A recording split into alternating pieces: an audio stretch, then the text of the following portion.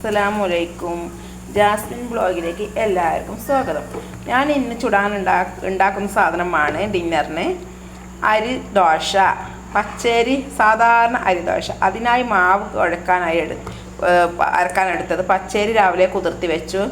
അരക്കുമ്പോൾ കുറച്ച് ചോറ്, ലേശം തേങ്ങ, ഒരു സവോള, പാകത്തിന് ഉപ്പൂട്ടിട്ട് നല്ലോണം മിനുസമായിട്ട് അരച്ചെടുക്കുക. അങ്ങനെ അരച്ചെടുത്ത മാവാണിത്. പിന്നെ വേണ്ടത് ദോശക്കല്ല്. ഞാൻ ദോശക്കല്ലിലാണ് ചുടൽ. ഒരു പ്രേമ്പാൾ ചുടുന്നതും ഉണ്ടാവും. ഞാൻ ദോശക്കല്ലിലാണ് ചുടൽ. അങ്ങനെ ദോശക്കല്ലിൽ ചുട്ടിട്ട് ഇങ്ങനെ ഒഴിക്കാം. സ്പീഡ് നല്ലോണം കുറക്കണം കേട്ടോ. ഇല്ലെങ്കിൽ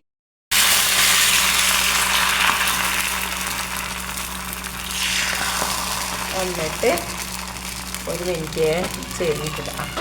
ശരിയായിട്ടുണ്ട്. ഇങ്ങനെ കൊത്തി കൊടുക്കാം. അപ്പോൾ ദോശ മറിച്ചിടാൻ പോകുന്നതാണ്. ദോശ ചുടാൻ എല്ലാവരും ചോദിക്കും. ദോശ ചുടാൻ അറിയാതെ അവർക്ക് ഞാൻ പറഞ്ഞു കൊടുത്തതേ ഉള്ളൂ കേട്ടോ.